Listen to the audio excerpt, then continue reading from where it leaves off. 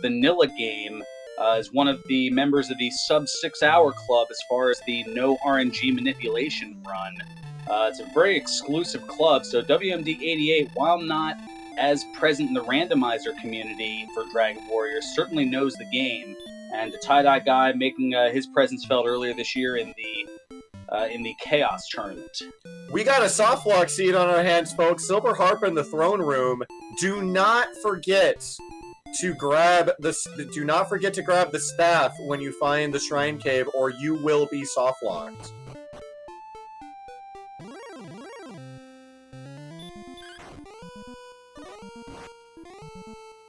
Alrighty, 5 strength, a little low. Looks like we got McGrew finding a cave, but the tie-dye guy walking north, and we also have WD88 finding coal. Let's see what we have here. Now, what did we have apart from the harp? I had a little bit of a freeze on the screen. Herb and a key. Okay. Alright, so no softlocks in sight here. McGrew picking up the Staff of Rain immediately. And armor at level 1 for all runners. Oh, goodness. That'll certainly allow for a fast start and then some. Erdrick's armor, the best armor in the game. Probably the best armor in all of RPG history, as, wow, it has so many benefits. It not only does it add 24 defense points to their total, but for every, or 28 rather, I should say, it also heals 1 hit point per step taken in terms of damage. Ooh, and McGrew finding out that Drakies have the Dragon Lord Breath. Also, the swamp tiles that normally take away 2 hit points of damage, those are negated, as are the barrier tiles. Drakies with Sleep and Dragon Lord Breath. Sorry to cut you off there. Yeah, the dreaded Wombo combo, as it's known. The Sleep spell just putting you out, and then, yeah, the Dragon Lord Breath as well, taking anywhere between 64 and 72 hit points of damage. Erdrick's armor also negates the stop spell, and it reduces the damage done by the hurt spells as well as that fire breath. So once they have the armor on, it'll only be 42 to 48 hit points of damage. No big. I do believe Synthbobs is back. No, we have Charlock sighting here on the tie-dye screen, so we now know where that is. Wow, what a start for this race. This could be a quick one. And I do believe level 2 coming in here for WMD. Those gains look pretty big. Let's try to catch them here on the tie-dye screen. 16 power, 7 speed, 2 hit points, 1 magic. Wow. I would be heading up to that desert and trying to find some stronger monsters to beat up on for sure. Yeah, that early strength gain and the defense of the armor certainly allowing you to absorb some damage, but oh, Magidrakies with Dragon Lord Breath as well.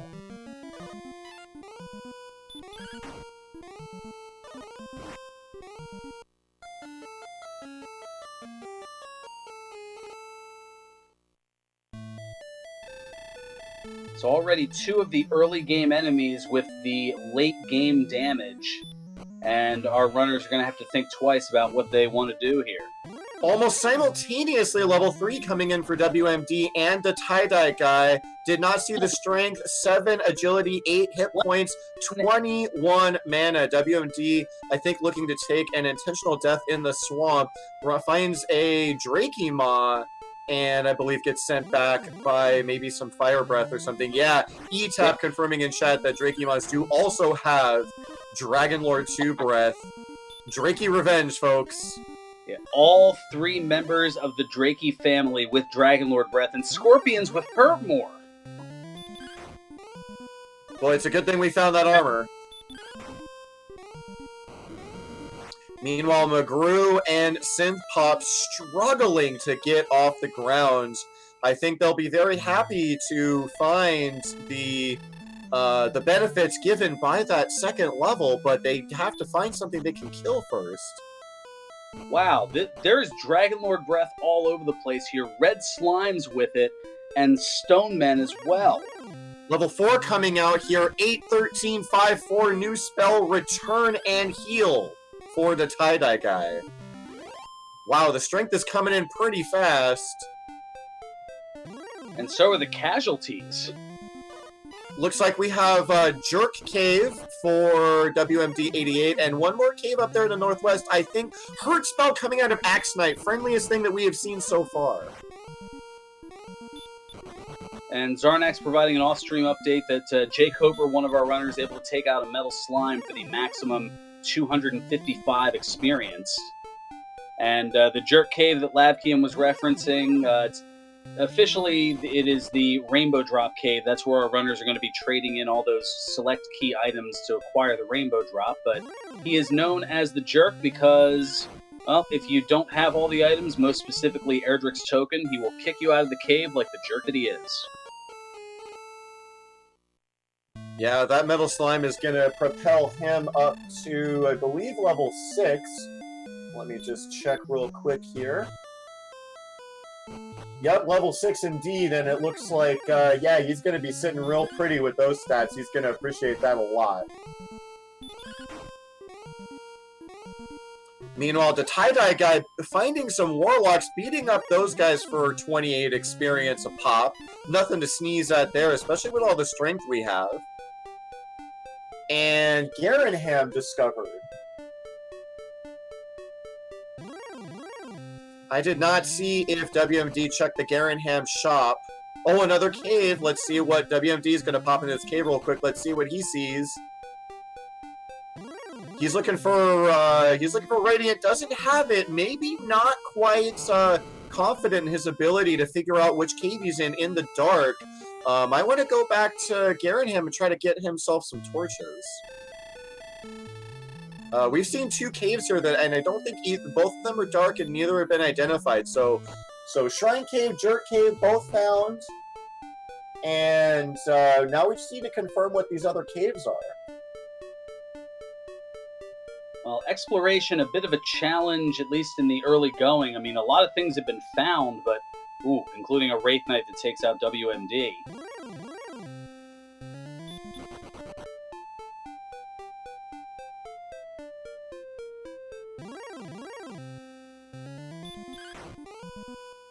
Already so much going on here, just 6 minutes into this race. And McGrew continuing to struggle with the red slimes with the Dragon Lord Breath. Quick off-stream update. I'm not sure if he killed the Metal Slime or not, but we do have Seawolf 1 on level 5. So he has a pretty big lead. Jake Hober at level 6, Eternal Newbie at level 4. But otherwise, wow, nice leads going on here off-stream. Some people getting lucky, some others not so much. Oh, and looks like WMD found Hawksness and finds an Axe Knight there. So gonna be a potentially good grind spot if they can get hurt more. And we have the spells of, at some point, Stop Spell and Outside was picked up by the tie-dye guy. I think at the level 6, kind of hoping for Hurt more to be able to really have this seed take off, but already you can see the experience lead jumping out to tie-dye guy up to level 6 as opposed to level 3 for WMD. McGrew still trying to get into level 2, and Synthpop is back, now taking out a Drakey and is going to get to level 3.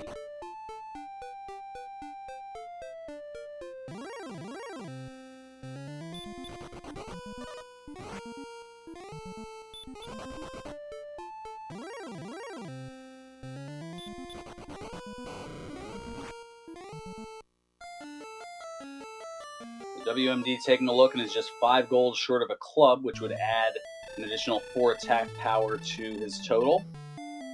And Demarine, yes, Stonemen with Dragon Lord 2 Breath. It might be easier to mention what enemies don't have Dragon Lord 2 Breath thus far.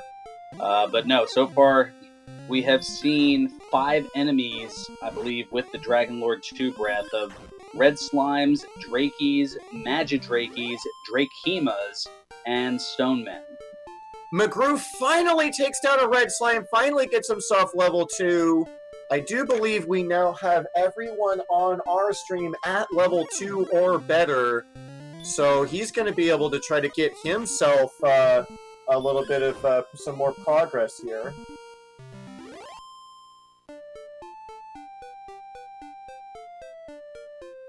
Well, Synthpop is back, able to one-shot those Drakies, keep them from utilizing that breath, at least for the moment.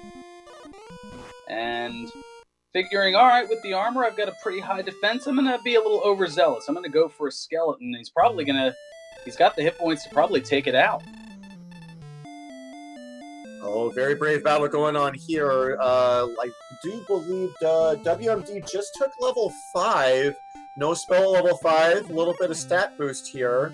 And looks like the tie-dye guy trying to find some better enemies that he can beat up. Maybe he's doing a little bit of exploring, getting a little bored of those warlocks that he was beating up on.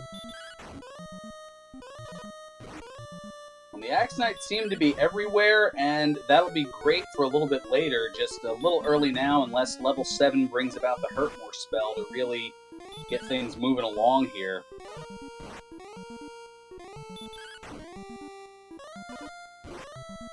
Again, this is a last chance play-in race for 13 of our runners here. There are 3 spots available left in the bracket stage of the tournament, which will begin next week. So who will take those 21st, 22nd, and 23rd spots?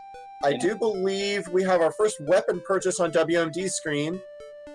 Copper Sword picked up. Making that decision, he just wants a little bit more attack power. Synthpop, meanwhile, finding the town of Cantlin. And another town just to the southeast of that. Oh, but with a golem just able to get away. But not from the knight.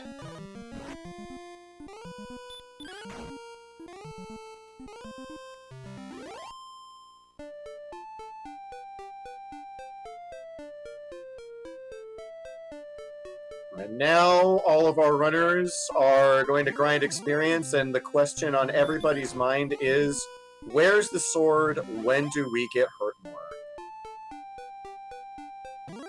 Those are the 2 things that could absolutely change the season. Make things go.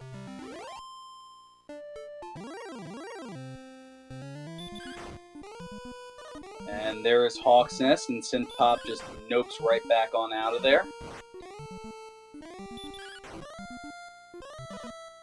I was hoping he'd pop back into Cantlin so I could get a confirmation on what's in some of those shops. Chat helping out. Thank you so much, chat. Really appreciate it.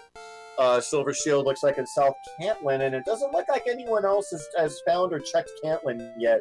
Not seeing anything here behind the scenes. And it looks like Repel at level 7 for the tie-dye guy. Yeah, I saw his spell screen flash up there real quick, but I didn't see exactly what he had.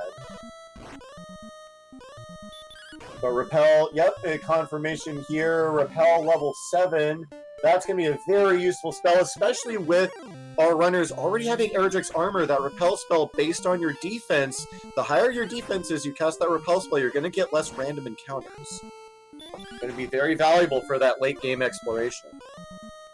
But here in the early to mid point of the game, that just means that you have a greater likelihood when casting Repel of encountering enemies that'll just knock you right back to the start. So it's a little bittersweet as far as whether or not to use it now. Something that's, I guess, a catch-22 in a sense as well.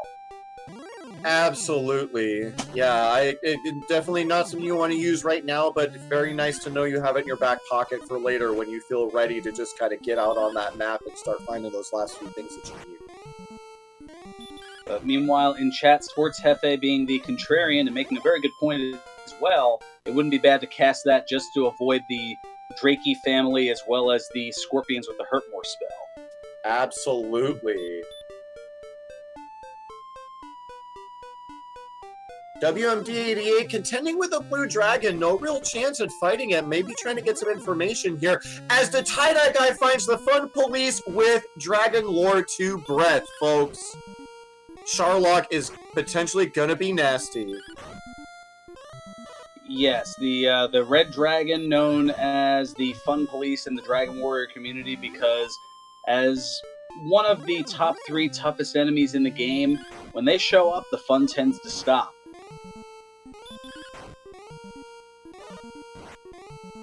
They have the only enemy that has higher strength than the Red Dragon is the Dragon Lord itself. and I believe the Dragon Lord and maybe one other enemy has higher agility than the Red Dragon. The tie-dye guy bravely trying to make his way through this little forest enclosure, trying to find another town, actually got away from a Red Dragon. 744 agility, looking at sub 50% odds here, so he's trying to get his exploration on, and the Red Dragons are doing their best to say, no, sir. And meanwhile, confirming in chat that apparently we have enemy number 7 with Dragon Lord Breath in the Droll.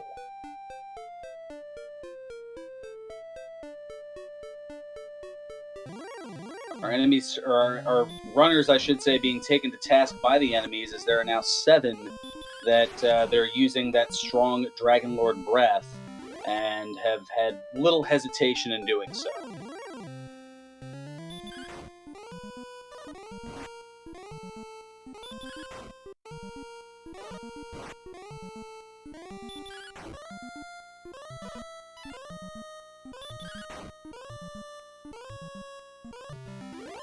Oh, Metal Slime here on WMD's screen, and double checking, his strength is high enough that, yes, indeed, it ran away. 20 strength or lower, and they will not, unfortunately, WMD at 21, so not able to do that. Oh, looks like we got, did I see magic armor? I guess they have Erdrick's armor, so it doesn't really matter that much, but a little purchase here going on.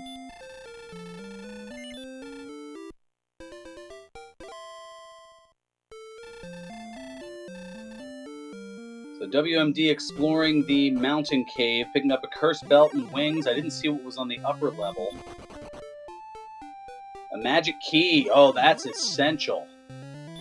Oh, off-screen update. The death necklace has been found inside the Stones Cave. And the fighter's ring has been found in Garenham. So a couple of items here for our racers to find as soon as they can find those caves.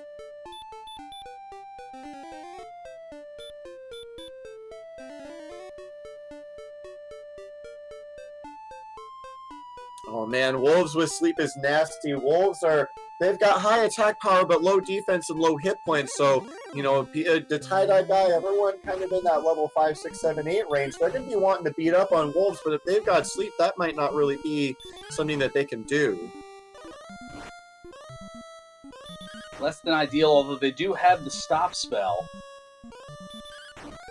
Oh yeah, the tie-dye guy making use of stop spell here is, he's going to take this wolf down as it tries to cast sleep, and is not going to find much efficacy there. And here comes level 8 for the tie-dye guy. 8 power, 6 speed, 2 hit points, 7 magic points, and no spells. WMD found a key at some point. I don't know where. I missed that, but he's buying keys, and at least as far as this stream is concerned, that's going to put him in a pretty big lead. I can confirm WMD was able to find a magic key in a treasure chest inside of the mountain cave. That is going to be huge, and we do have a gold grind possible. Dragon Scale, Stones of Sunlight, and one more chest. What is it? Fairy Water. Alrighty. The Stones of Sunlight, one of the essential items that are needed as far as acquiring the rainbow drop, and the gold, well, we'll talk a little bit more about that once we potentially get it later, but there's a way to take advantage of a programming oversight in the game that can allow you to pull from a treasure chest over and over and over again, and once we get closer to that, we'll get into a much more detailed explanation of how that's going to work. It's funny, it's one of those things where you knew what the developers were intending, and there was just that one little instance where two good intentions led to a game-changing glitch. But, and it looks from Jay Coper's side of things, he's off-stream, Jay Coper holding onto a flame sword, so it looks like he may have already done a little grind of his own. So we'll have to keep an eye out for that. Yeah, WMD got his complement of torches, going to go through Garenham's grave here and see what he can find. 5 treasure chests to access in Garen's grave, 3 up top, and, well, WMD going to have to make another trip in as trying to get away from a snowman gets hit with the Dragon Lord breath. Thankfully, it's a short trip back to the king. But that is 2 Sharlock enemies now with Dragon Lord 2 breath. Wow, I do not envy these runners at this point. Let me just say this. I hope the agility comes fast and furious for these runners, or it's going to be a frustrating trip down to that Dragon Lord. Yeah, the last chance play in this seed is making sure that whoever gets into this tournament earns it without question. Absolutely, yes. There's going to be, no early Hurtmore. Level 8, we still don't have Hurtmore. No Erdrick Sword. So, and I see a lot of people here, again, behind the scenes. I see a lot of people sitting on clubs and copper swords. A lot of tough decisions being made for our runners here. Absolutely nothing coming easy aside from Erdrick's armor for our runners. And boy, Erdrick's armor isn't even that much of a benefit right now. Well, I wouldn't say that. I mean, the fact that they're taking 44, 48 hit points of damage as opposed to 67, 70 hit points of damage, 72 even, there is a benefit in that regard. Granted, their maximum hit points, at least in WMD's case, is 41, so at level 6, not so much, but as they get into level 7 and level 8, they're at least with the armor able to withstand one of those Dragon Lord 2 breaths. Absolutely, as the tie-dye guy, wow, proof, the commentator's blessing, taking a Dragon Lord breath to the face and running away.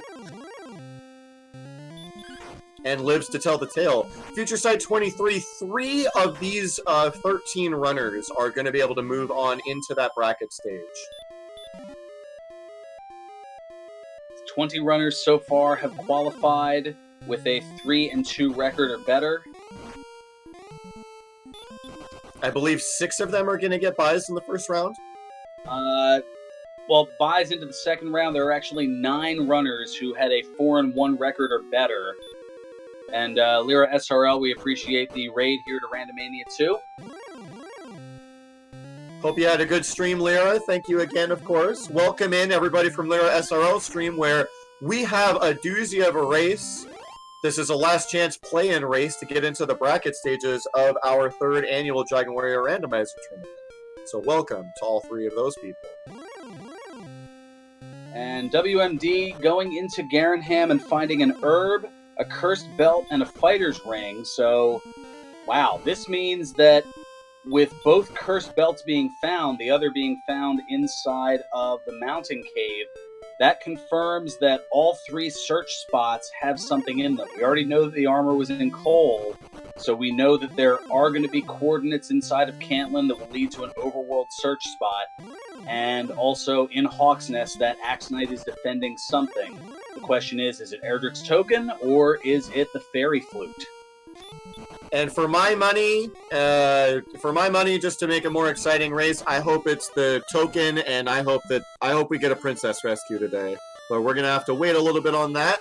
Hopefully WMD does us the favor of getting us some coordinates here fairly soon, and we'll see if we need a princess or not.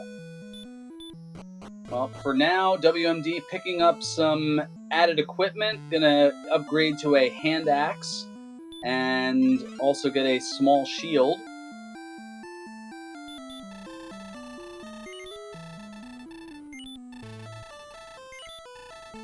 And it looks like in the back of Garenham is the Vanilla Stones of Sunlight Cave that has that death necklace. Yeah, right now, Death Necklace not looking like it's going to be a big play. For those not in the know, the Death Necklace gives you 10 additional attack power at the cost of 25% of your maximum hit points. So we're going to be looking for we're going to be looking for about 130 hit points or better in order to get our hands on that, as we do find Rimmildar on WMD's screen. This is the key town, the only place where you can get keys without already having them, but he does have those keys. And gold in the inn chest. Let's take a look and see what items there are for sale.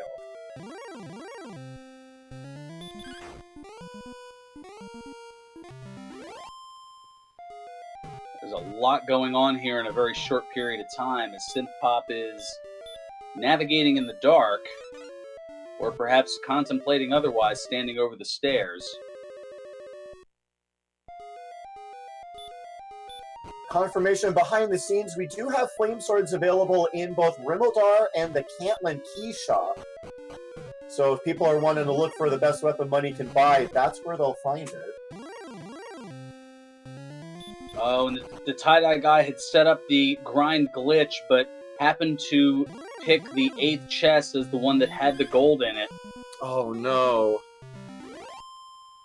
He's going to make a heads-up play here to go into Garenham's grave and hope that there's gold down there somewhere. Let's see if he is rewarded for his efforts. Well, I can confirm that the left chest of the 3 here does have gold in it.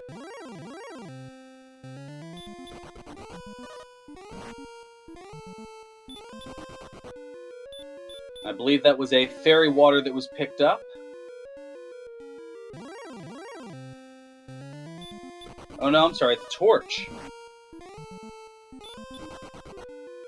So we have a torch, a magic key, and there's the gold grind. Now, what is going on here for the tie-dye guy as, chests chests respawn every time you go to the overworld map, but due to the programming limitations at the time the game was made, the game only tracks up to 8 chests as open. So every chest open beyond that 8th chest can be taken over and over again. So in this case, I believe they did it backwards here from the norm, but going into the throne room, the chests that are in there are already marked as open, so you don't take those over and over again. Then opening the treasure chests in the treasury, and then heading down through the basement, avoiding the overworld, into Garen's grave, the 8th chest would disappear, and then the 9th one can be taken over and over again for at least 500 gold per take. And noting in chat, who cares about Breckenary? Well, ETAP said it correct. Confirming on WMD's screen, Breckenary has both the Flame Sword and the Silver Shield, so having already gotten the Erdrick's Armor, if you want the best gear money can buy, that's where you're going to be headed. Now, I don't think the tie-dye guy has seen Breckenary, but he has seen Cantlin. He does have keys, and so between the key shop and the southeast shop, he's going to be able to get some really, really good gear for himself. Oh no, and McGrew just steps away from that last chest in the grave and gets slept and wrecked by a star wyvern.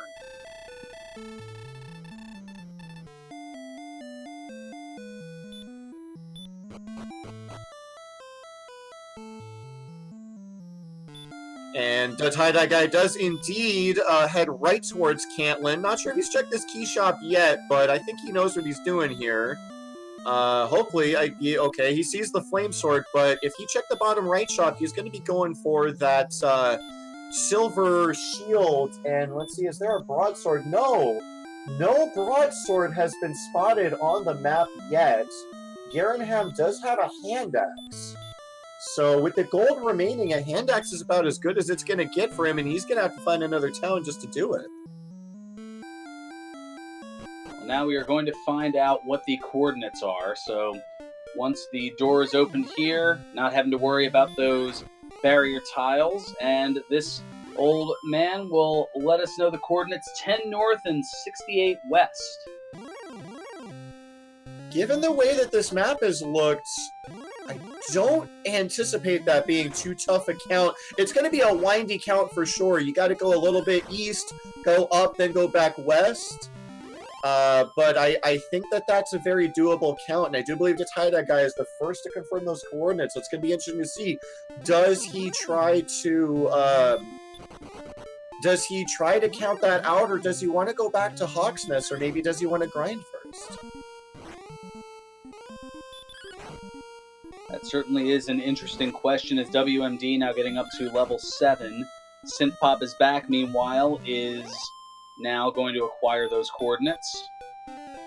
And the tie-dye guy finally going to head on into that Staff of Rain Cave, or Shrine Cave as it's also known, and is going to pick up the Staff of Rain, one of the 3 items needed So now Tie-Dye Guy, actually all 4 of our runners with 2 of the 3 items needed. The only one they have not yet acquired is Erdrick's Token, which we know is either guarded by the Axe Knight in the town of Hawk's Nest, or it is in that overworld search spot, which is 10 paces north and 68 paces west of the castle.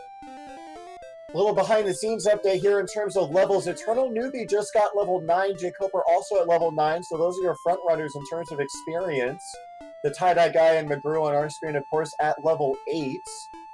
And the lowest level I see here is level 6 for It's Too Early and Lord of the Synth, and also the Hangry Canuck and Synth Pop is back. So, no giant experience leads for anybody as of yet. We have a close race across all streams, folks. Stay tuned.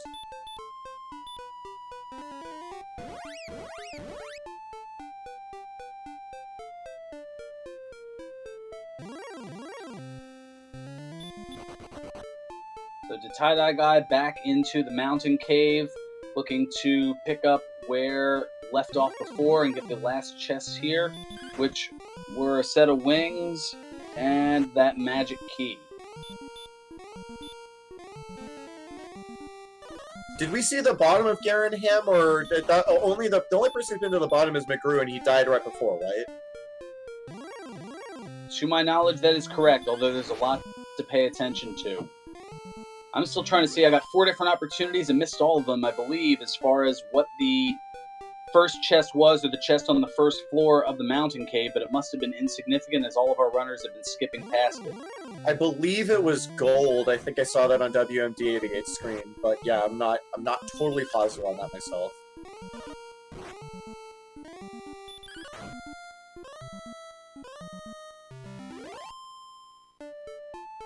So if that's the case, only a couple of potential items to find.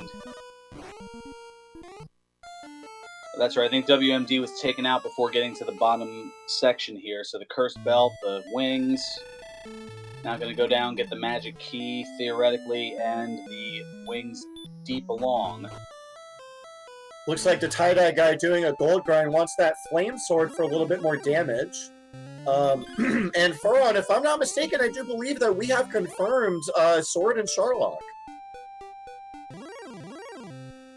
I think we've seen everything at this point.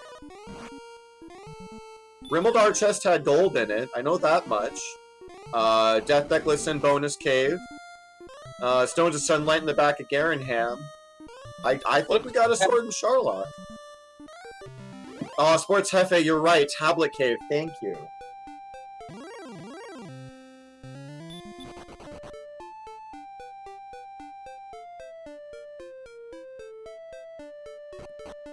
I knew there was something that had yet to have been accounted for.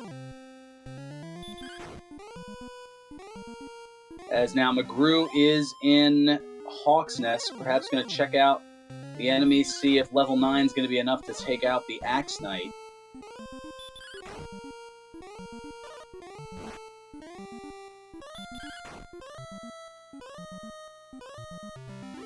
The only chests we have not seen are the treasure chest deep in Garen's grave and the tablet cave. So there is a 1 in 9 chance that one of those treasure chests contains the best weapon in the game, Erdrick's Sword. And a little off-screen update, McGrew was with the front runners in terms of experience for a brief moment, but Jay Cooper, the first to take level 10 off-stream. So he is maintaining his slight experience advantage.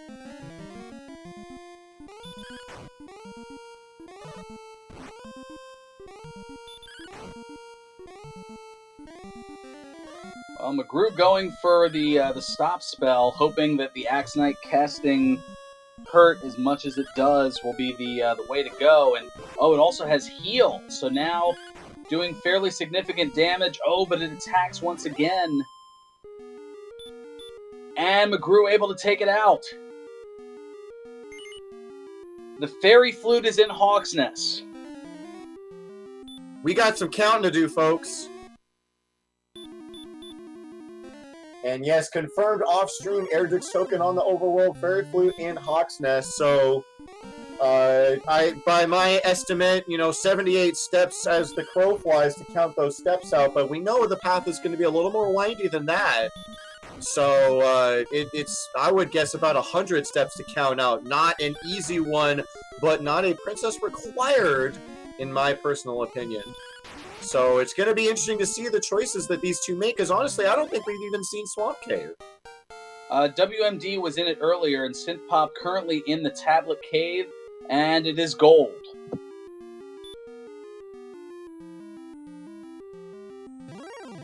So now down to 1 in 8 for that Erdrick Sword to be in somewhere that is not Charlock.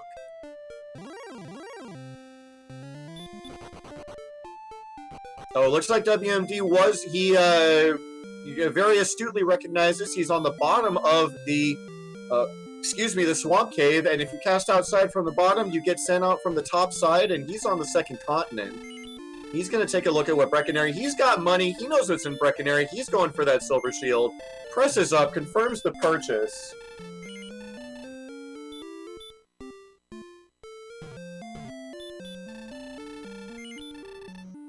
And now we have the majority, I believe, of our runners holding on to the best shield in the game.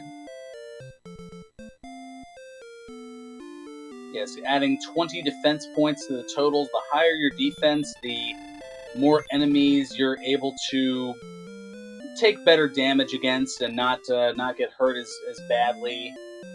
And eventually, if your defense is the same as or higher than the enemy's strength, you do a process that's called damage breaking, which means a different calculation occurs, and there's a certain set maximum that is considerably lower than what they've been doing before, that they can go no higher than, and they can go as low as a miss for 0 damage.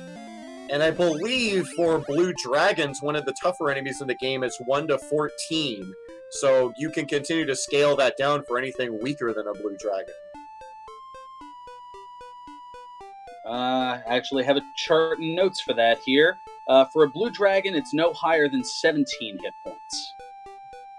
But that's one of the endgame enemies. For something along the lines of a Wizard, it'd be 14. Absolutely, yeah. Defense breaking going to be very important if we can get some agility going. Looking okay here to tie that guy sitting at 52. Looks like the game's kind of stalled out as McGrew is also on 52.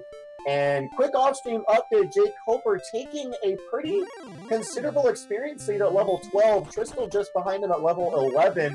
I'm curious if either of them, they must be grinding Axe Knights and Hawksmith, even though they don't have that Hurt More spell, sitting on Flame Sword, Erdrick Armor, Silver Shield, and being able to stop spell, it's not going to be a problem for them to sit there and just keep walloping on that Axe Knight to get as many levels as they want. It is certainly a savvy move to try to get some of it out of the way. I mean, the majority of the exploration looks to be pretty well in hand from what we've seen of our runners.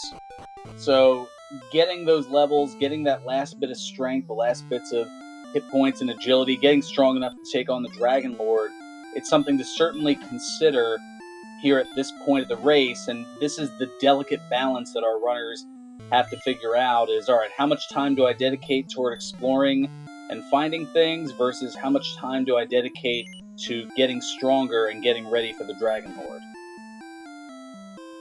And in my personal experience, one of the things I would look for, especially in a situation like this where you've got good gear but not a lot of hit points, you want to look for those hit points, and you really want to look for that Heal More spell.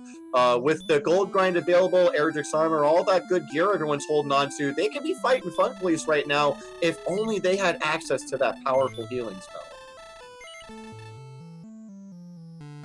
Even the Fun Police isn't scary when you can get max HP on command.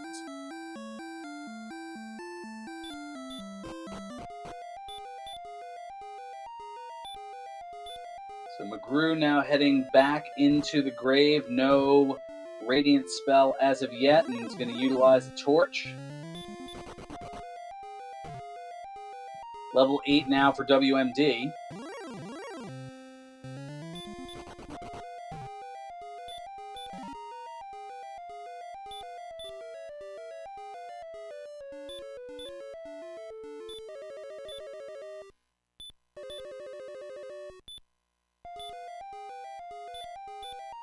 For those of you just joining us, this is the last chance play-in race here on the Dragon Warrior Randomizer 2018 tournament.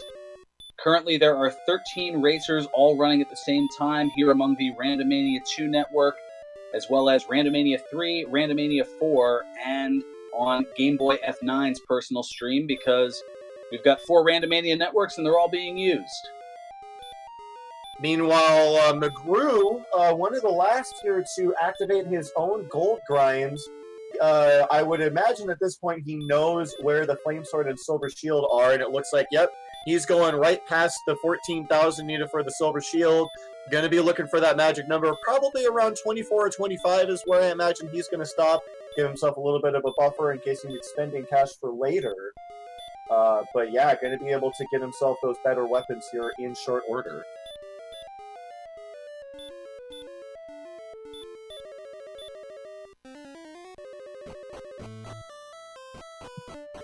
None of our runners yet seeming to wanting to make that trek and count the coordinates by rote without a little princessial assistance.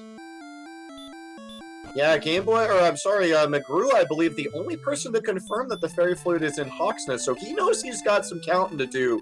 Everyone else kind of hoping that they can get that free token in exchange for beating up the Axe Knight, but they're going to be out of luck and the longer they wait, it's the harder it's going to be for them to catch up. So hopefully we can get people figuring out that stuff and piecing it together here shortly.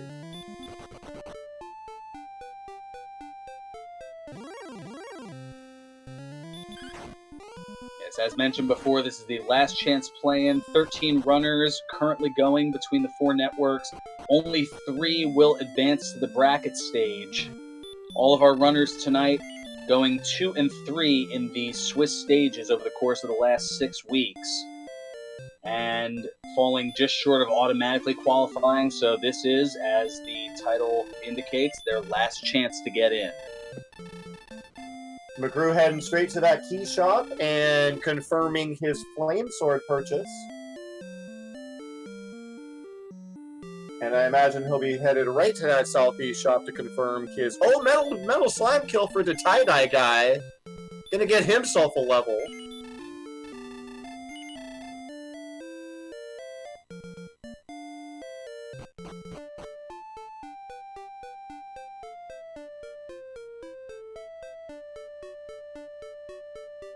And now McGrew, if he wants, can take that option of just beating up some Axe Knights to get a little bit of a level advantage. He should have no problem between Stop Spell and all that shiny new gear he's got.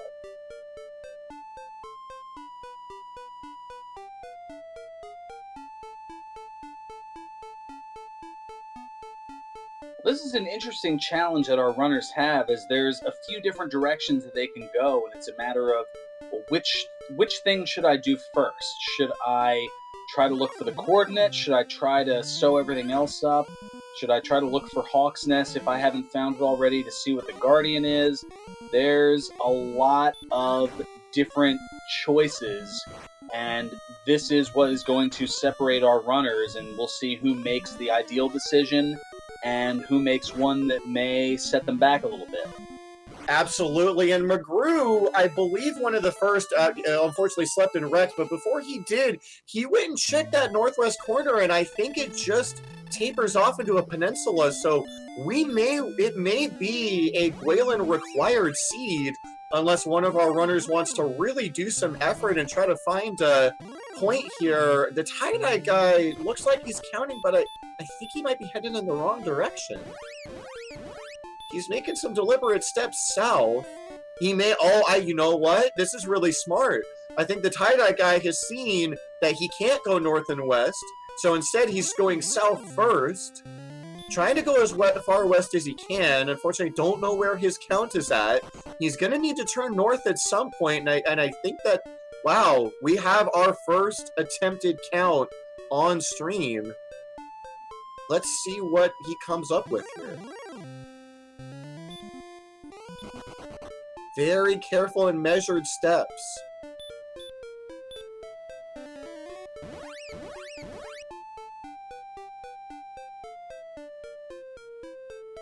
It's certainly a long and winding road that may be stopped here by a star wyvern.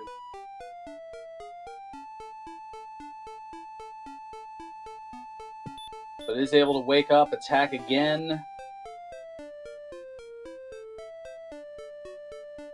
And now that's the challenge, is kind of marking off a point to leave off if, let's say, you are sent back to the castle. But undaunted, the tie-dye guy forges forward. Yeah, we're looking at 10 north, 68 west, so he's making his way west, but we do have, this is going to open up to the north here, and I'm going to guesstimate he's going to need to walk at least 20 steps north.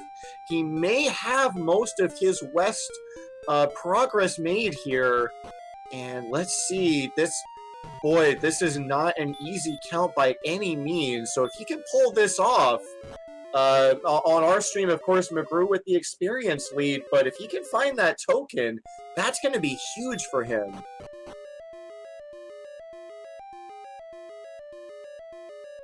Oh, but a star wyvern takes the tie-dye guy out.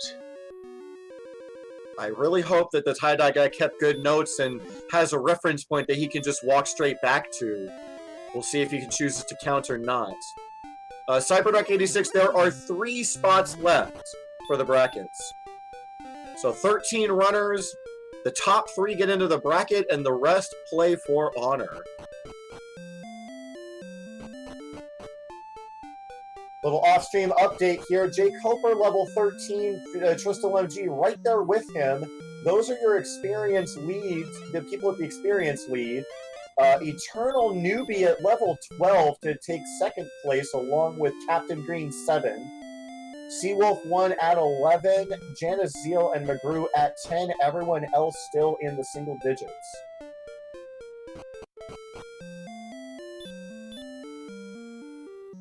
And from what I notice here, the spells are rather starved, as I'm taking a look here. As for a while now, our runners have been stuck at those 5 out of 10 spells of heal, return, stop spell, outside, and repel.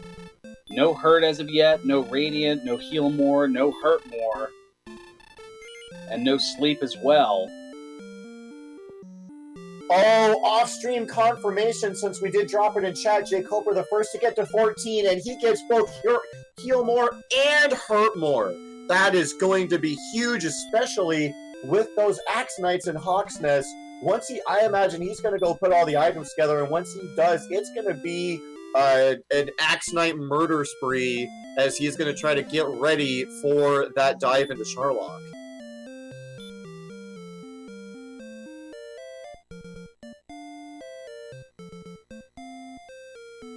Meanwhile, on stream here, we have level 10 now for the tie-dye guy. We have an excellent move, critical hit, or as you so eloquently put it, what is that? What is that particular thing they use over across the ocean there? The Kaisen no Ichigeki! Just lob that right on up for you. Yes, taking out a warlock and smashing it into about 74 pieces.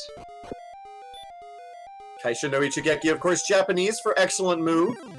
Those of us in the Japanese Dragon Quest community do prefer that, although excellent move is still a great translation.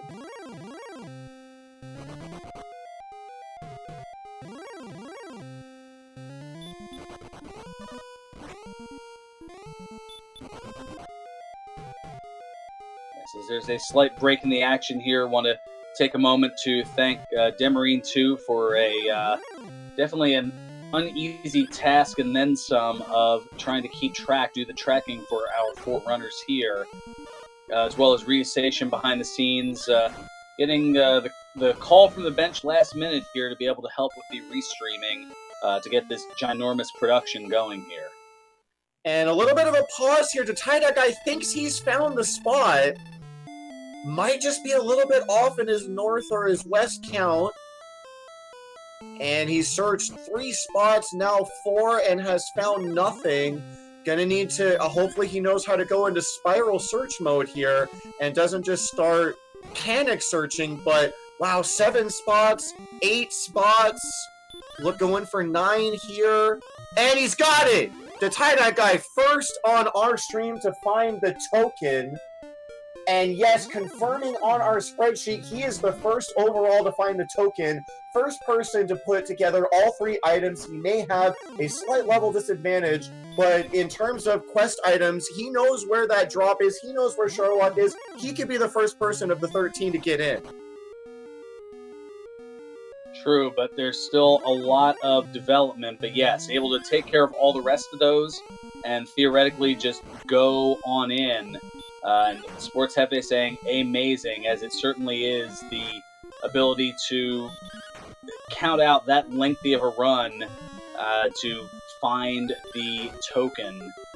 It is impressive and then some. Not only counting it out, he counted it out. He got bopped by the Star Wyvern, wasn't daunted by that, had to search 9 squares before he finally got the right one, wasn't daunted by that either. Absolute nerves of steel in terms of this count. That is not easy at all. Props to Tie-Dye Guy. Like I said earlier, our runners are certainly going to have to earn their way into the bracket stage, and they most certainly are showing that here along the way. Demarine 2 noting Silver Shields for everyone on stream and only discounting It's Too Early off stream. Silver Shields for everybody in this race so far. Defense not going to be a problem in this endgame.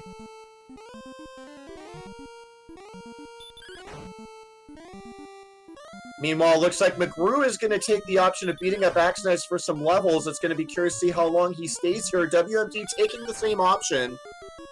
And they're going to be here for a while, but once they get to level 14, they're going to be extremely happy with what they see. That will accelerate their grind and then some.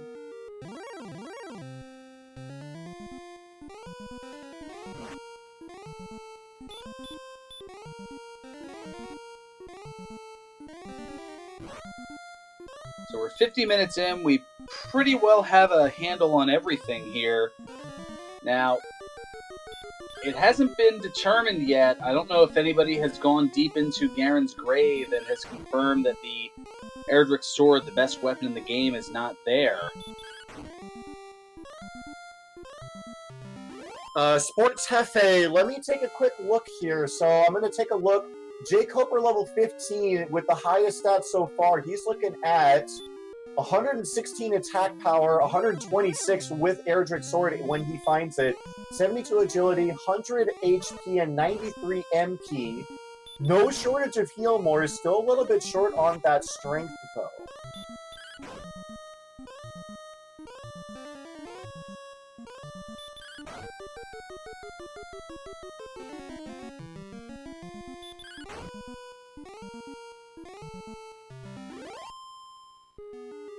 Yeah, Trump Rael asking what's had Synthpop hanging in the back, and Furon summed it up best, and McGrew had his own struggles. He was the last to get level 2, having some struggles. We had red slimes and every Drakey imaginable with that nasty Dragon Lord 2 breath, but McGrew, undaunted, does take that experience lead, at least on our stream.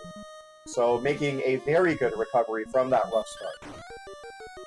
Yeah, to recap, the enemies with that dreaded Dragon Lord 2 breath that we found in this seed so far: the Red Slime, the Drakey, the Magidrakey, the Droll, the Drakema, the Stone Man, and the Red Dragon.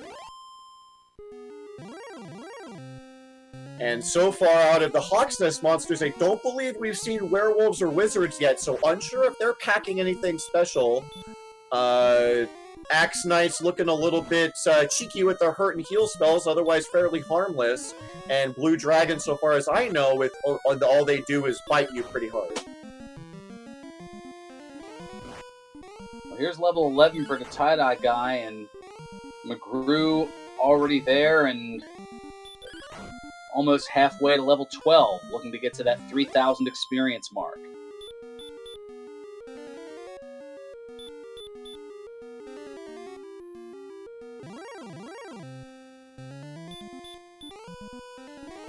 Five strength was what these runners started with. 5 strength. Not even enough to fight a Draki, barely enough to fight a red slime. Blue slimes were few and far between. I believe it was 16 strength at level 2 is what got the tie-dye guy in WMD 88 going.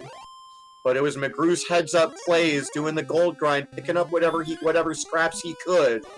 That's got him to the position he's in now.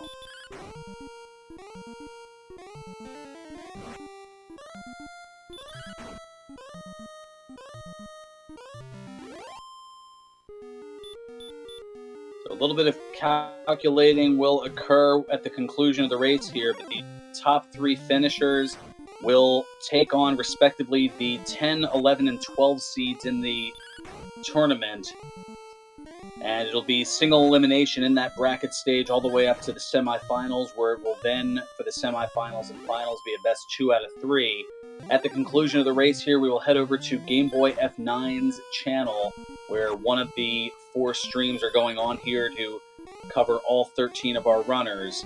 And the bracket reveal will occur at that time, so you'll be able to see the first round matchups and who they potentially could be facing who already have buys into the second round. And I can tell you that I got BTs in the first round, and the winner of that match is going to take on the number 1 seed of JJ Schmidt. So I'm going to be shaking in my boots regardless of the outcome. And JJ Schmidt even said, you know, our race last year, the tournament where he knocked me into actually knocked me out of the whole thing, was very, very close. So this bracket is going to be very, very exciting to watch and to race. Yeah, regardless of who is victorious between you and BTs, a little bit of history between JJ Schmidt and either you or BTs. Absolutely. But we'll leave more of that to Game Boy F9 a little bit later, as Synth Pop a gold man.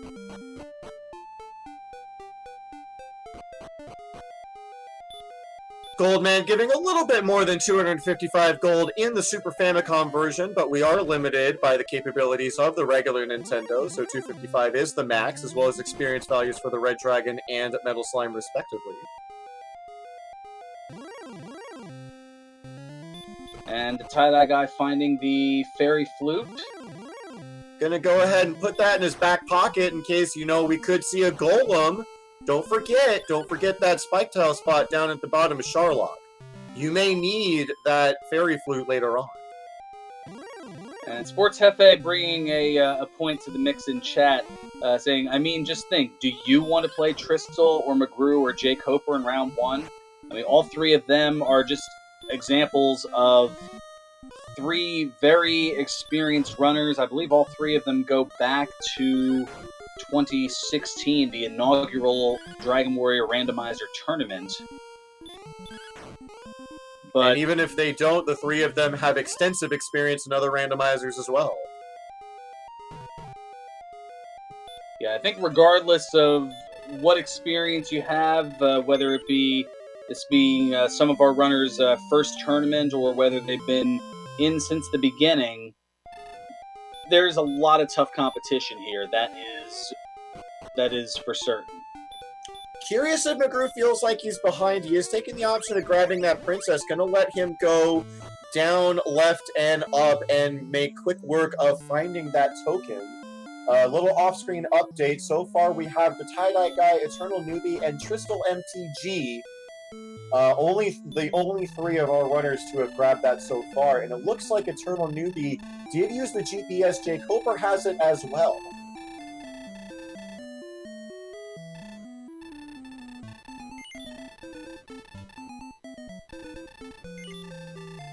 So McGrew turning in the princess in exchange for a dragon scale because the inventory was full.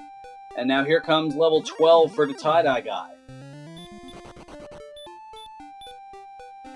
Boy, I bet he was really hoping that was hurt more, but unfortunately, I do believe that Sleep, yes, is a spell learned at level 12, so gonna need to take a little bit longer here.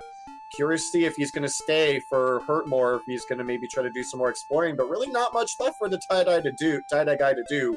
He knows where that drop is, he knows where Sharlock is, he can do those things at any time he wants.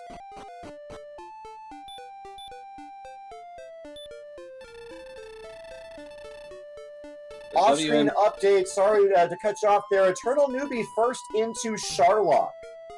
He is the first person to put down that bridge and head into Charlock. Not sure what he's doing since he is off our stream. Wonder he might be diving for that sword. Might just be checking to see what enemies are inside. Not sure, but he is the first in.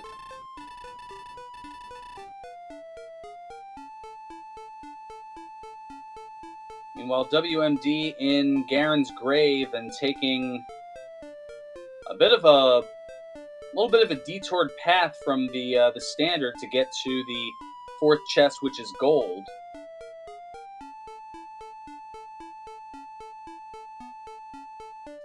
Now the question on my mind is anyone going to try to go back into that go back into Garenham's grave and die for that sword, or are they all going to go into Charlock? Odds would dictate that you'd want to go into Charlock, but you know, that chest, if you haven't checked it, is always going to be in the back of your mind.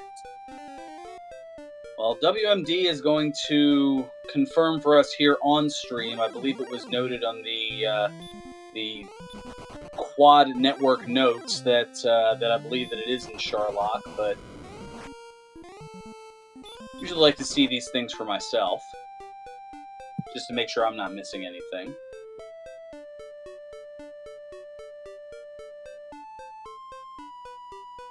Level 10 for Synth Pop is back.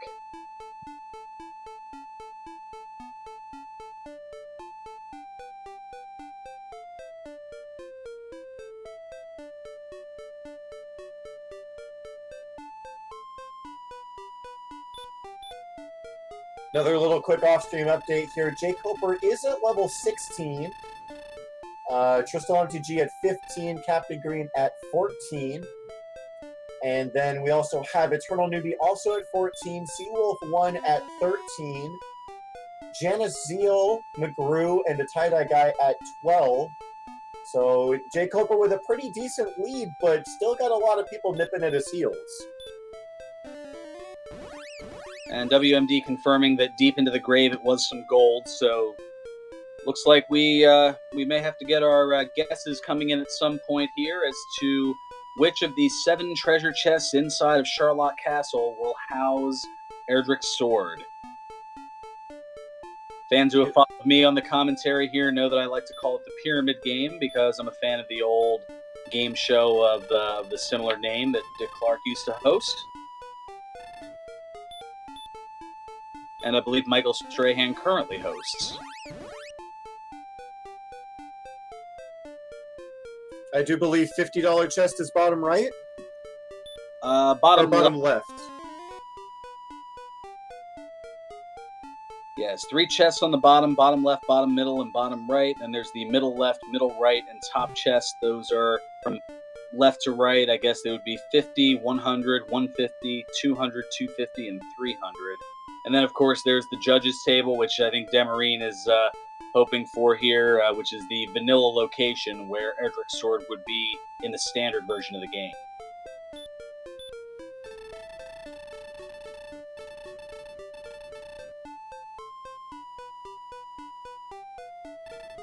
McGrew taking a little bit of a winding path, but only needs to walk about four squares up, I believe, and should find...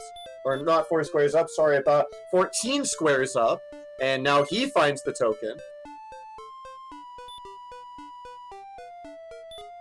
So that brings our token holders up to 5, as Tristal did find it himself with the aid of the Gwaelin positioning system.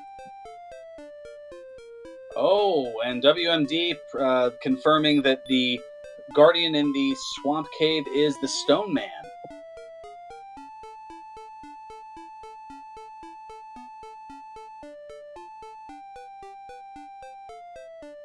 And without the Heal More spell, he doesn't want to particularly mess with that right now.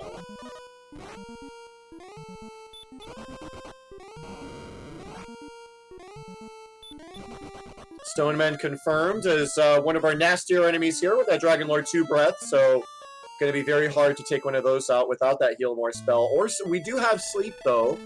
I do imagine that was an option exercised by everyone who's gotten the GPS so far.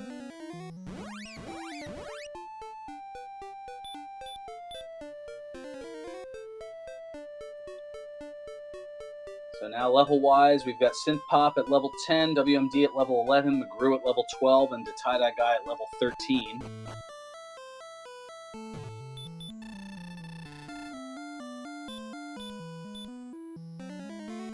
McGrew potentially preparing for a dive of his own here. Has that rainbow drop, just needs to walk a little bit south to put that bridge down.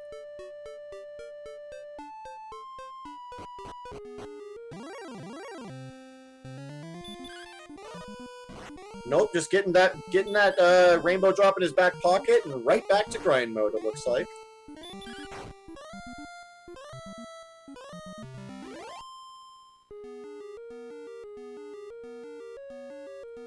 So at the moment, it looks like of our 13 runners, only 4 have acquired the rainbow drop.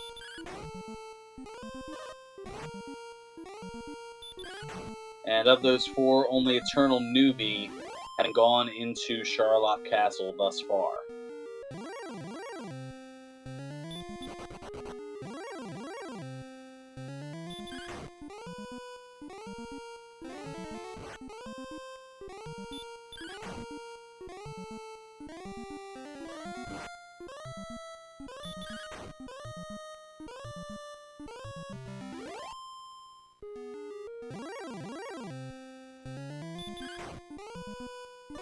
This race, the conclusion of the preliminaries leading into the bracket stage, concluding what has been a long 6.5 weeks of 5 rounds of Swiss stages, and now this the last chance play-in for those with a 2-3 record. Quick off-screen update, Jake Hoper has now entered Charlotte, and interesting to note, Jake Hoper, one of the few racers who, if he has the death necklace, it's not marked off. So if that comes into play later, could make things interesting. Janice Zeal now picking up the rainbow drop as well, off-screen. Now, the way that the death necklace works in the vanilla version of the game, it is just a cursed item that you don't want to put on. Here, it's a cursed item that gives you a potential benefit that might make you think about putting it on. In that, it was programmed here in Dragon Warrior Randomizer to give you an additional 10 attack power, but at the cost of 25% of your maximum hit points. So there's a trade-off. So if you have a really high hit point total, but not quite there in the strength, well, then that's where you may want to put the death necklace on.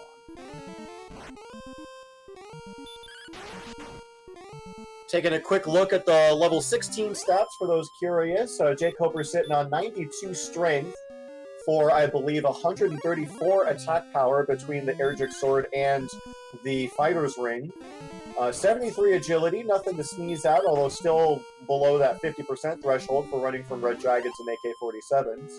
101 HP, 104 MP, so I do believe that's about 12 heal mores right there, looking at 14 potential attacks. And also off-stream confirmation, Jake Hoper, the first to pick up Erdrick's Sword, confirmed 134 attack power, 12 heal mores. I need to take a second to do the math, but that's looking pretty good to me. 8 to 17, so it's an average of 12.5 per, and you said there were 14 potential attacks.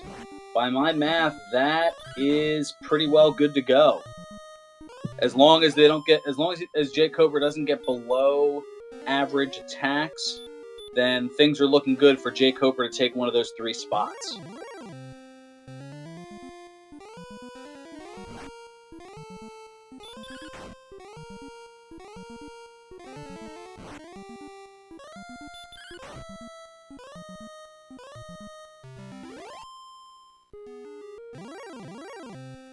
Synth Pop is back, falling to the Dragon Lord Breath from Stone Man. And meanwhile, our other 3 runners are in grind mode, taking on and out a bunch of Axe Knights. The tie-dye guy here looks like the first one to get to 14, which means he's got hurt more and heal more at his disposal to make short work of his trip to 16, which does look like the go level. That said, off stream, Tristal MTG going up to 17, not happy with 16, maybe not happy with that agility. Things looking pretty good for him as well. Going to be interesting to see who decides to go right back in and who decides to go into grind mode for a little bit extra safety.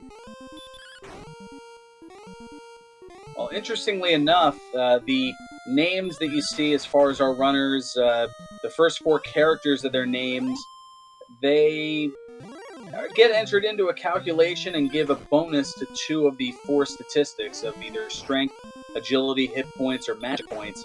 And all 13 of our runners, I believe, are going with a strength and hit point build. Absolutely, and all 13 of our runners going with that single-digit name, mostly capital Z. Wanting to save those frames, don't want to lose by a couple of seconds and then find out, your name printed on screen so many times, and that will cost you time over the course of a race, absolutely. And now here's the tie-dye guy going to trade in the items to get the rainbow drop, so the tie-dye guy now with access to Charlotte Castle.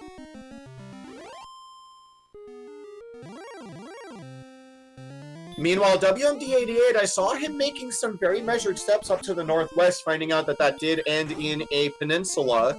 I don't believe he's got the princess, so he may try to count this out again, or maybe he grabbed the princess. Looks like, no, he's going to go grab the princess now and use that Gwaelin positioning system to aid him in finding the token.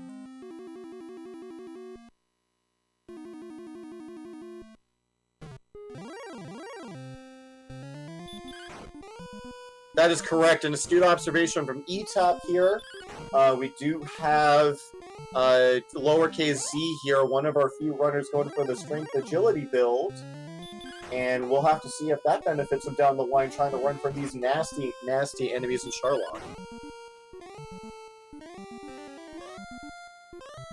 Confirmation here from Synthpop is back. I believe... Oh, no, he got that 4th chest in the grave. Gonna be on his way to get that last one. So we will get that last one gold. Okay, so we do have confirmation sword is in Charlotte.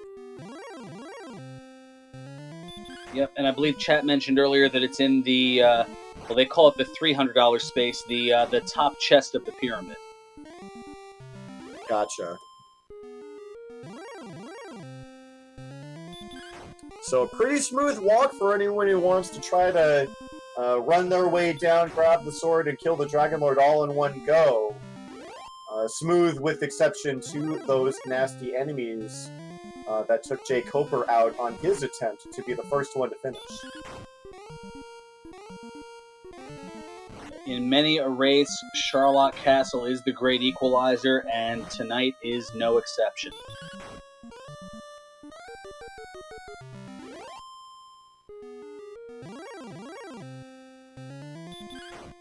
Synthpop is back, dropping some heal spells, trying to make his way down to that final chest, hoping to find the sword. Gonna be a little bit disappointed, but doing his very best regardless.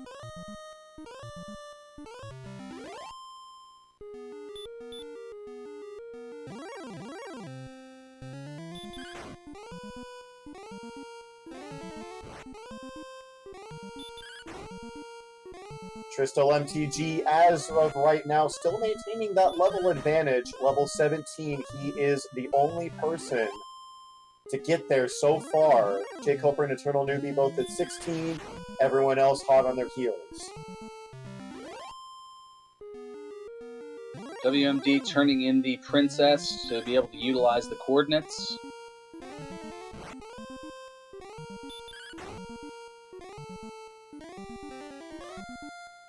And ETAP confirming that the Dragon Lord Guardian is the Red Dragon.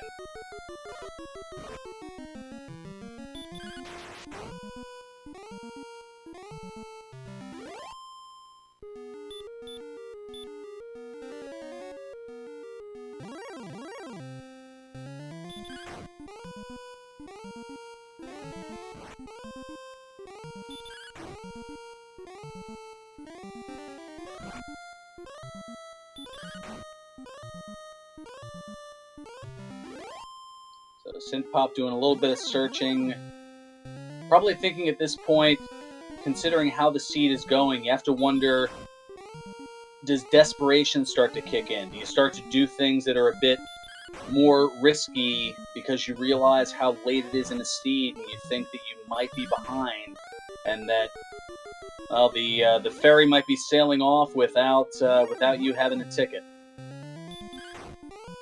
Absolutely, and only one way to punch that ticket. The only way to punch that ticket is to take out Dragon Lord 2. Nothing else is going to get you there. Well, not just taking it out, but doing so before at least 10 of your other competitors here. Absolutely. You may be able to buy a ticket for most ferries, but not this one. All the gold in the world won't do you any good. I suppose if you want to fulfill the Dragon Quest builders, if you want to follow that canon, you can, but that won't help you in this tournament.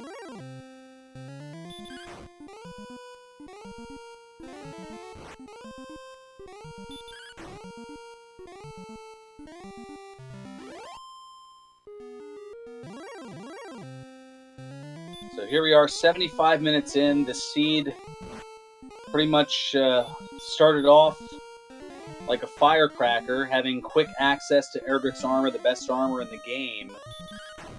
The spells were rather frugal in the first half of the game, and only now among our runners here do the Tie-Dye Guy and McGrew have the Heal More and Hurt More spells, as both of them were acquired at level 14. And now the Tie-Dye Guy, first on our stream to enter Charlock, 4th overall behind Eternal Newbie, Jake Hooper, and Tristal. And Captain Green just now entering Charlock off stream, and Tristal MTG has Erdrick's sword. As does Eternal Newbie, so those are your 3 front runners.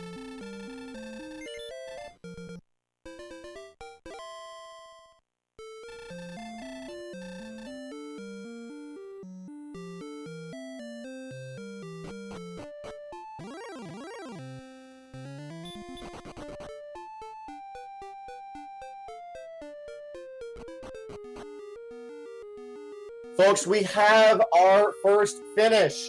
Jake Hooper, with an official SRO time of 1 hour, 17 minutes, and 33 seconds, punches his ticket into the bracket.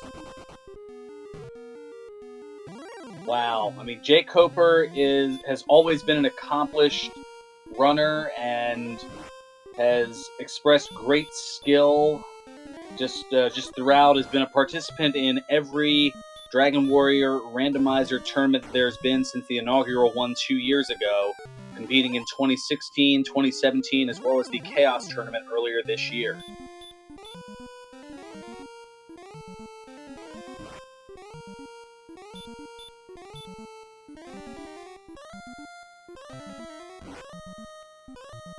Eternal Newbie, Wow. coming in second with an official SRO time of 1 hour, 18 minutes, and 13 seconds, also punches his ticket into that bracket stage. 1 spot left, folks. And Eternal Newbie is just that here to the community. This is Eternal Newbie's first Dragon Warrior Randomizer tournament, and already turning some heads here. Definitely turning some heads. So now we'll see here among the other accomplished runners, and it's unfortunate that there are only 3 spots because there are so many deserving names here, so much great talent among the bunch. I can confirm that Tristal is in the middle of his Dragon Lord 2 fight right now, so we may have our bracket sealed up here in a matter of seconds.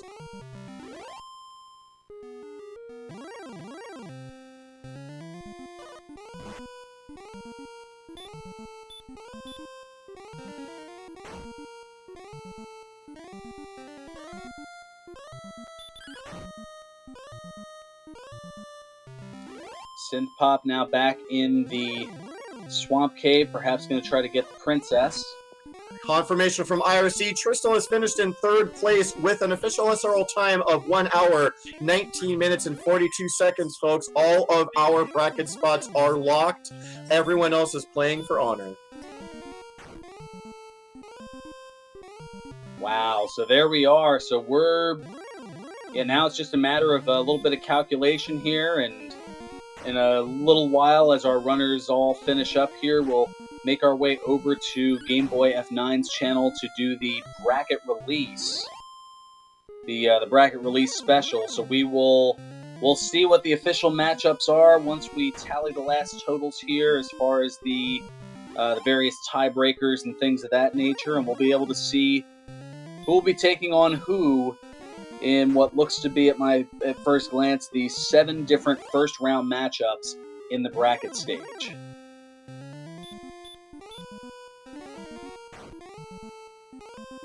And that will reduce the field from 23 to 16.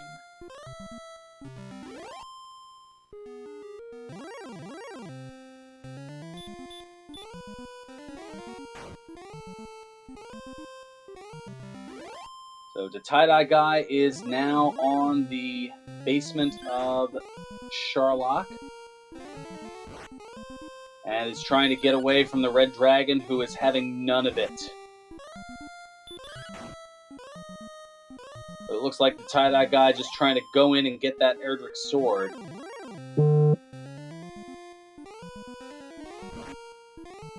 But the Red Dragon will not let the tie-dye guy get away. It's a good thing this wasn't an attempted run, because already having to burn 2, now 3 heal mores, and still not able to escape after what has to be a good 8 attempts at this point.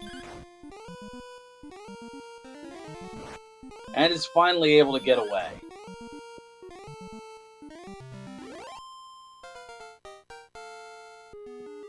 But right into a Star Wyvern, which has sleep. Level 16, meanwhile, for McGrew.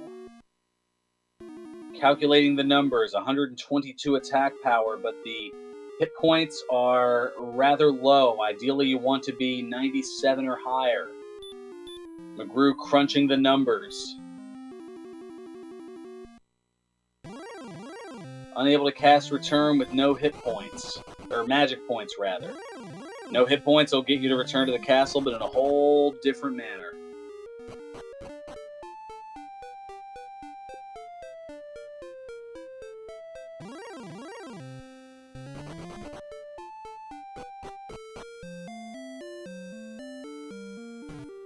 So the tie-dye guy going to search here.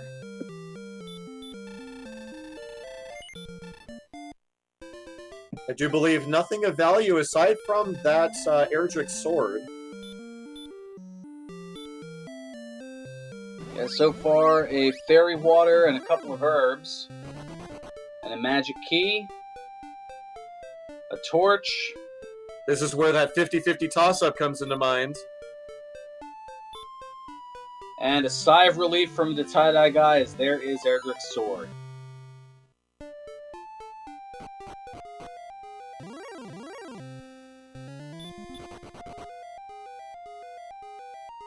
Gonna head on through to get a little bit more information before death warping back, having no resources in terms of magic to be able to heal.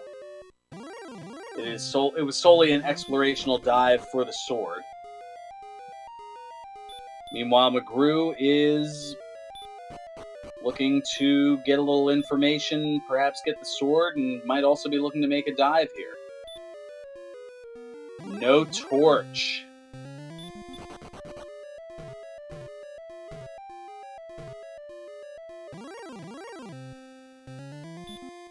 And it looks like McGrew is going to navigate the basements of Sharlock Castle in the dark.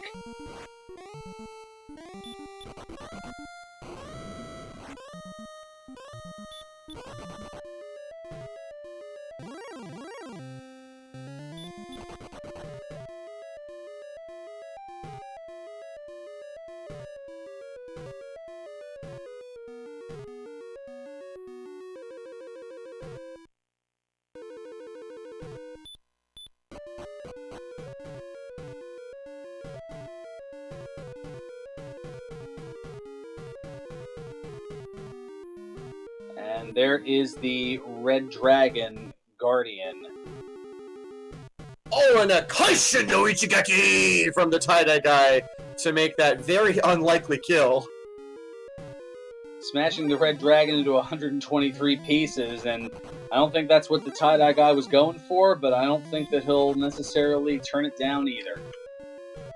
Yeah, he might get himself a little bit of experience here if that Red Dragon doesn't start taking some bites out of him.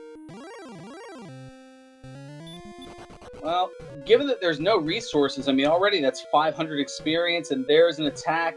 All it's going to take is one more, and there's the fire.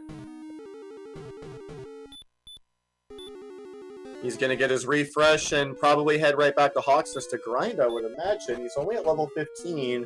Noting in chat, 16 is tight, and 17 is where Tristal finished.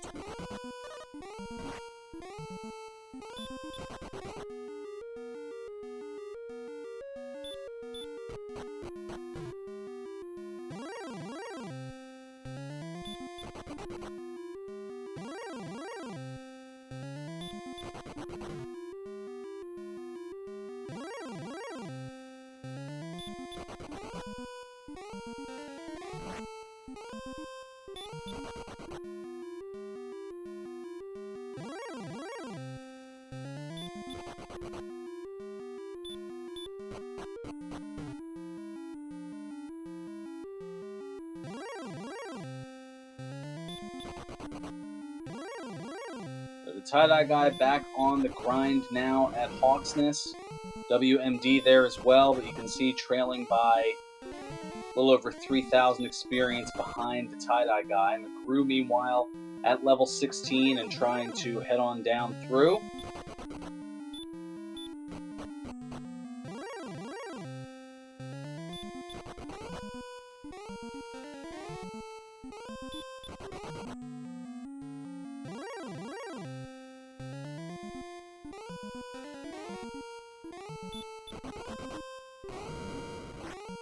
Meanwhile, Sports Hefe asking philosophical questions in chat, which I certainly don't have answers to.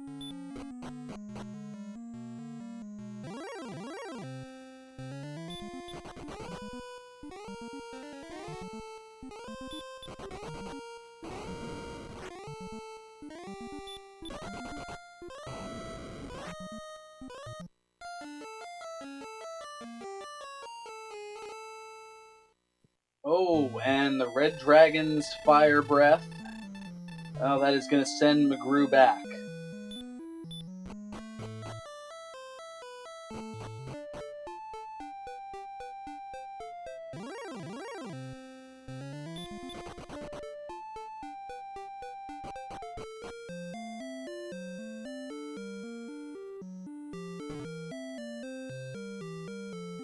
Well, it's good to see that nobody wanting to throw in the towel as of yet. No forfeits to be seen here among our other 10 runners. They at least want to stick it out and show that they can make it to the end here.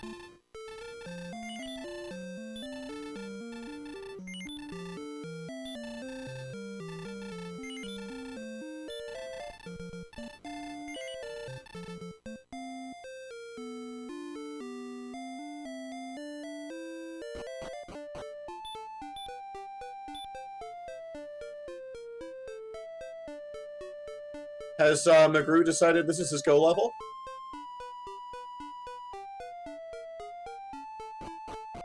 Sure looks like it as he wanders his way into Sharlock here.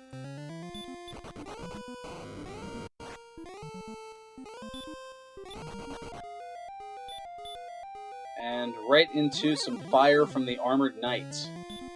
But running away, not fighting anything, not spending any of his MP. Yep, it looks like he's decided it's time to finish this thing up. Although McGrew not, I believe, able to get down to get Erdrick's sword. At least as of yet.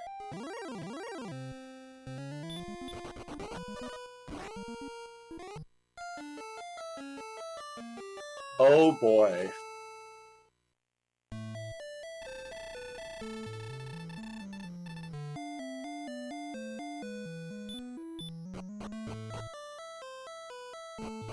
Sherlock certainly can be troublesome.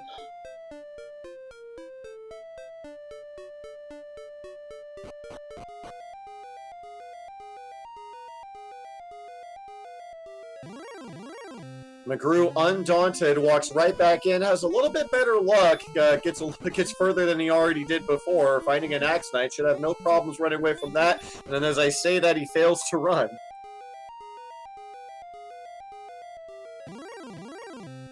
Just when you think you have all the answers, the game goes and changes the questions.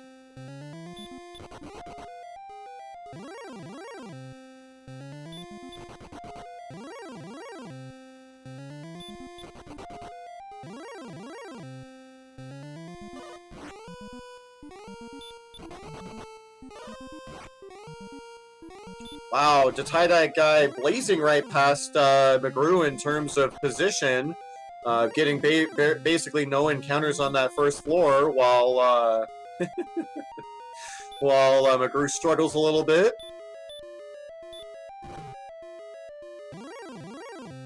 You don't find the struggle humorous, do you? Absolutely not. I find your Roddy Piper quote humorous. Ah, yes. And thank you, Wally Renfield, for picking up on that.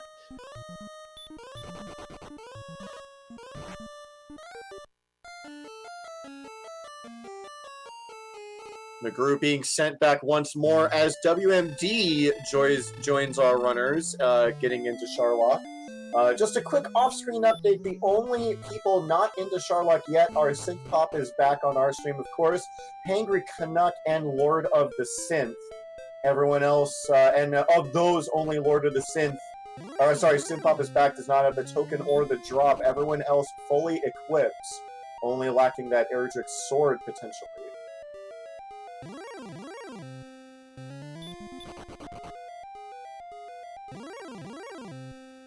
Interesting to note that, I mean, it's been over 10 minutes now since we had our third place finisher, so it's been a rather sizable gap here between those who are advancing to the tournament and those who aren't. Maybe the sense of urgency has dropped once those 3 duns came in, perhaps? Yeah, I would say at that point, when you know you're not playing for anything but honor, you can kind of relax and just try to have as much fun with it as possible, for sure. Off stream, I do believe Captain Green just hit 17, decided 16 wasn't enough. He does have Erdrick's sword, so he knows how nasty Sherlock is. So if things are going to be a bit more relaxed, do you think there's going to be any but thou must swag? Anything's possible at this point. The only thing we haven't seen yet as far as memes is a yes answer, but thou must, and Spark Over Bridge search, which I don't even think we saw any Spark Over Bridges on this particular map, unfortunately. If we did, we probably blinked and missed them because of all the action that's going on here. The Spark Over Bridge is a bit of a meme in the community here, that it is a bridge that leads to a single tile of land, and not that it has ever happened, at least to my knowledge, but there is the ideal hope that one day that particular single spot of land will be what holds the overworld search item. And piggybacking right off of that, Synth Pop is back, counting out the coordinates here. He looks to be in relatively the right spot, but is searching some desert tiles. Oh, he's got Gwayland's love here. He needs to walk up a little bit.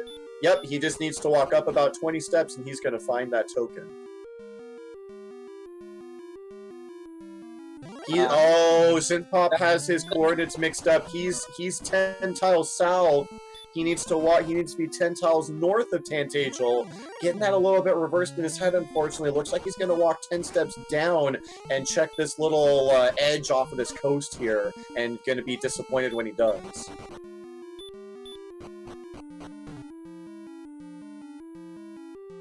Meanwhile, the tie-dye guy got a few steps and the red dragon between him and the Dragon Lord. Of course, he knows that. Let's see if he can make short work of this guy.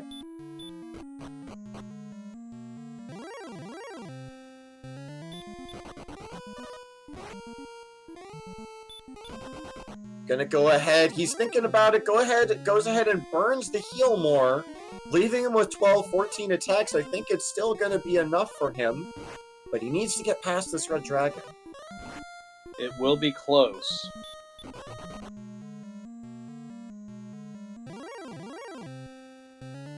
But that 255 experience putting the tie-dye guy into 5 figures on the experience end.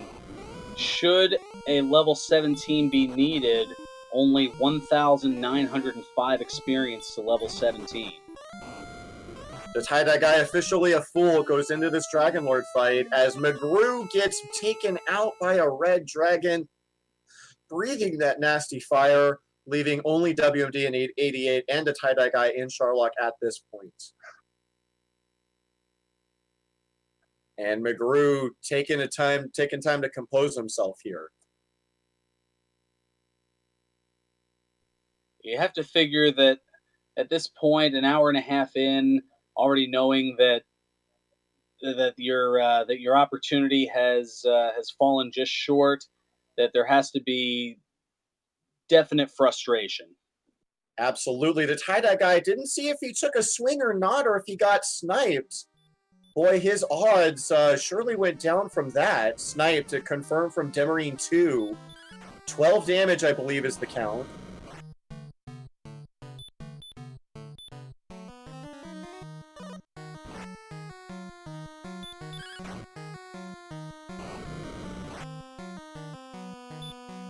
Getting some decent-looking rolls here. I do believe that 40 is the damage count here.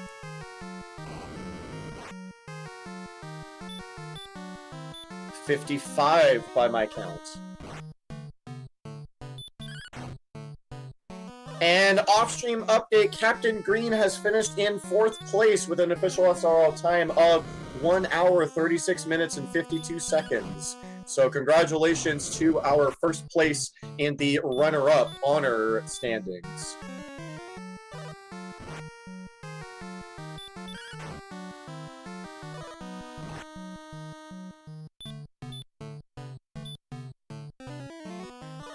So we'll see how the tie-dye guy does here. I've been getting some word from production in the back that we're going to be sticking with you here for probably about another 5 minutes, and then we will be making our way over to Game Boy F9 to get the bracket reveal going here. So we'll see how things go with the tie-dye guy, WMD, also on the bottom floor and now getting to level 15. 2 Gilmore's left in that back pocket for the tie-dye guy. I'm sure he's keeping track of his damage. He's probably sweating it out here. Got about 2 chances left to take this thing down. Last Gilmore in now. Time for one, maybe He did it! attacks, and he does it! The tie-dye guy first to finish on our stream here on Randomania 2. Unless someone else snipes it, he should be that 5th place. And confirmed, the tie-dye guy has finished in 5th place with an official SRL time of 1 hour, 38 minutes, and 25 seconds. GG.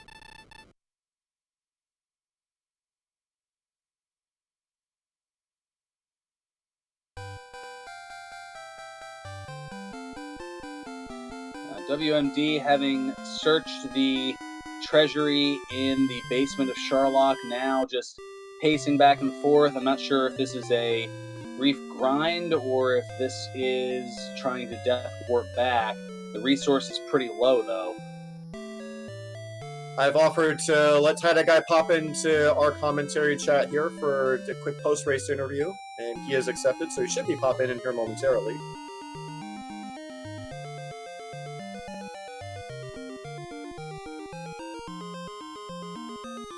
Yep, we'll have a couple of minutes to speak with the tie-dye guy, and then we are going to head over to Game Boy F9's channel in a little less than 5 minutes at this point.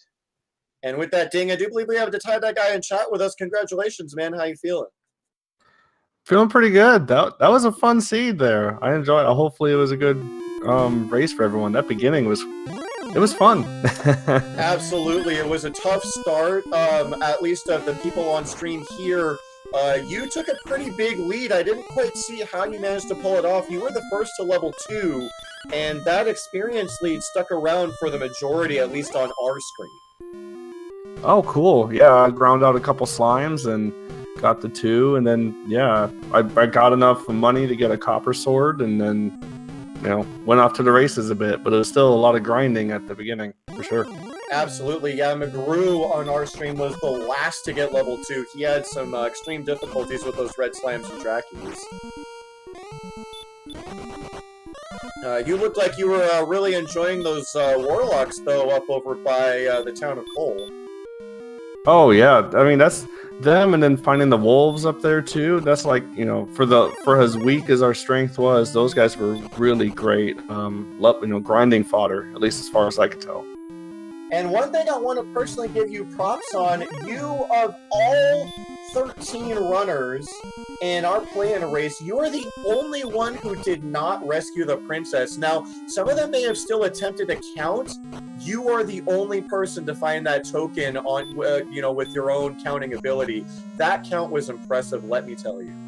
Oh, thank you. Yeah, I rarely go for the count, but I saw the stone man.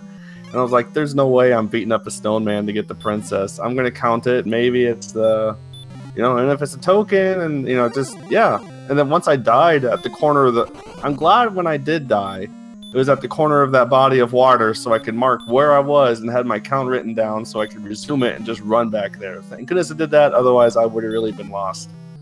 Yeah, I was very impressed. I saw you counting it out. I saw you didn't even bother. I don't know if you went northwest first or if you already checked that spot, but, I saw you going south, and I was like, okay, this is interesting. He's going to have to go, down left and up potentially as long as it opens up that way. Can you talk about a little bit about how you're feeling when you were doing that? I was already up. I checked north of Cole there when I was grinding up the warlocks and wolves, and knew that you'd have to go down and around in order to get up to where the coordinates were. So and I knew there was some tough enemies on the way there. I already ran into a few of them, but it worked out pretty well. I'm pleasantly surprised with that. So I'm glad it wasn't the armor hiding over there, though. I'll tell you that. Absolutely, and I do believe we are going to kick it over to Game Boy F9 in a minute here. Yeah, I know that McGrew is making his way down here. We do have 2 more finishes. The Seawolf won with a time of 1 hour, 41 minutes, and 1 second, and Janice finishing just 12 seconds behind him. But yes, we're going to make our way over to Game Boy F9. We urge you to come on and join us over there as we're going to get the bracket reveal, and we're going to see how the final 23 who have qualified, including the 3 tonight here, how it's going to face off and square out here. I want to thank behind the scenes Reusation, our restreamer, also Demarine2, our tracker, doing a fantastic job. Make sure to give our 4 runners here a follow, as well as all the rest of the runners in the tournament, but specifically focus here on Randomania 2 to Tie-Dye Guy, WMD88, McGrew, and Synthpop is back. And for my co-commentator Lavkian, a pleasure as always working with you. I'm Ferran Burgundy saying until next time, may your moves be excellent and your seeds stay classy. Come on over with us over to Game Boy F9's network for the bracket reveal here among the Randomania networks for the 2018 Dragon Warrior Randomizer Tournament. So long, everyone.